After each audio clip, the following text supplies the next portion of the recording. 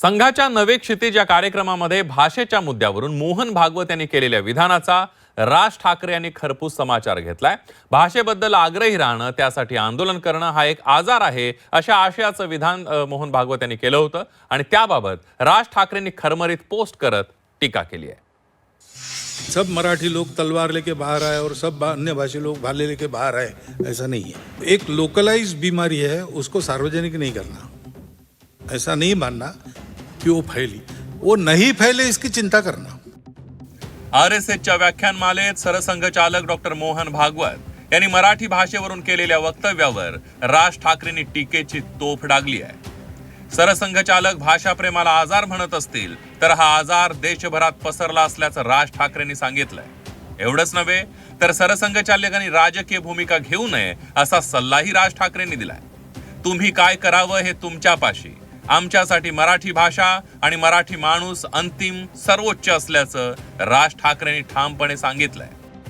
8 February 2026 रोजी मुंबईतल्या एका कार्यक्रमात सरसंघचालक श्री मोहन भागवत यांनी भाषेबद्दल आग्रही राहणे, त्यासाठी वेळेस आंदोलन करणे हा एक आजार आहे, अशा आशयाचं विधान केलं। या कार्यक्रमाला विविध क्षेत्रातील मान्यवरांना बोलावण्यात आले होते, त्यातील काही हजर देखील होते। परंतु मोहनराव भागवतांना एक गोष्ट सांगू इच्छितो की ती सर्व मंडळी तुमच्या प्रेमाखातर आली नव्हती, तर ती नरेंद्र मोदी यांच्या सरकारी भीतीमुळे आली होती। नाहीतर आजवर का कोणी या असल्या रटाळ प्रवचनांना आले नाहीत? त्यामुळे ती मंडळी आपल्यासाठी आली होती या गैरसमजातून प्रथम आपण बाहेर या। असो, मुळात भाषावार प्रांतरचना या देशात का करावी लागली हा इतिहास भागवतांना निश्चितच माहीत असावा असे आम्ही समजतो। भाषेबद्दलचं प्रेम, प्रांताबद्दलचं प्रेम हा जर भागवतांना आजार वाटत असेल तर त्यांच्या निदर्शनास हे आणून देऊ इच्छितो की हा आजार या देशातील बहुसंख्य राज्यांमध्ये आहे। दक्षिणेत कर्नाटक ते तामिळनाडू इथं तीव्र भाषिक आणि प्रांतिक अस्मिता आहे। तिकडे पश्चिम बंगाल असो, पंजाब असो, अगदी गुजरात असो, तिकडे पण ही भावना आहे। राज्याचे मुख्यमंत्री देवेंद्र फडणवीस यांनी राज ठाकरेंच्या पोस्टवरून टीका केली आहे।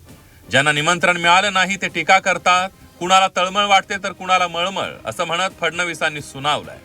ज्या लोकांना निमंत्रण मिळालं नाही त्यांना वाईट वाटतंय आणि म्हणून ज्यांना निमंत्रण मिळालं त्यांच्यावर ते टीका करतायत। संघ विरोधी प्रचार करणाऱ्यांची दुकानं बंद होणार असल्यामुळे आता अनेकांना कुणाला तळमळ वाटते, कुणाला मळमळ वाटते, वेगवेगळ्या गोष्टी होत आहेत। त्यामुळे अनेक लोक बोलून राहिलेले आहेत। मला असं वाटतं की या संदर्भात त्यांची असूया एवढीच असावी सगळ्यांची की आम्हाला का बोलवलं नाही। सरसंघचालक डॉक्टर मोहन भागवतांच्या या विधानावरून शिवसेना उद्धव बाळासाहेब ठाकरे पक्षाचे खासदार संजय राऊतांनी टीका केली आहे। भाषेसाठी नाही तर मग कशासाठी लढायचा असा सवाल राऊतांनी विचारलाय। तर राज ठाकरेंच्या पोस्टचा आमदार नितेश राणेंनीही समाचार घेतलाय। या भाषेसाठी नाही लढायचं तर मग कशासाठी लढायचं? हा देश का निर्माण झाला? भाषावार प्रांतरचना का निर्माण केली संविधानानुसार? आणि तुमच्या संघाचीच भूमिका आहे की प्रत्येक प्रादेशिक भाषा ही राष्ट्रभाषा आहे।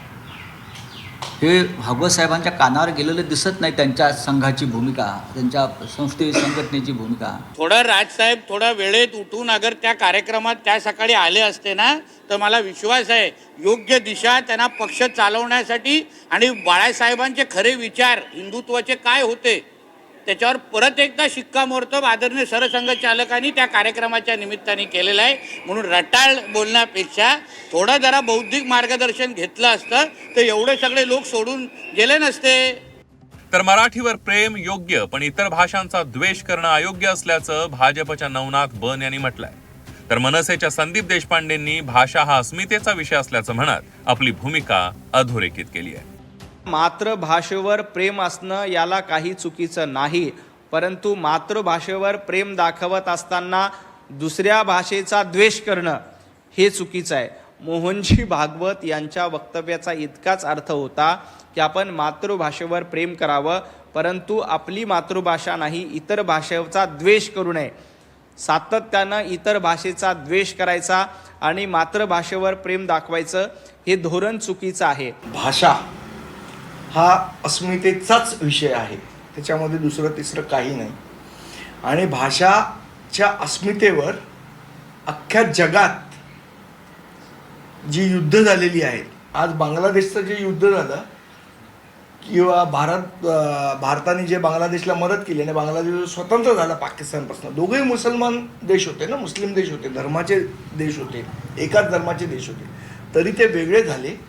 ते भाषिक अस्मितेच्या मुद्द्यावर वेगळे झाले. राज ठाकरेंनी सरसंघचालक डॉक्टर मोहन भागवतांवर कधीही जाहीर टीका केली नव्हती. पण सरसंघचालकांनी मुंबईत येऊन मराठी भाषा आणि भाषिक अस्मितेला आजार ठरवण्याचा प्रयत्न केला आणि त्यावर राज ठाकरे यांनी खडे बोल सुनावले. ब्युरो रिपोर्ट, झी 24 तास, मुंबई.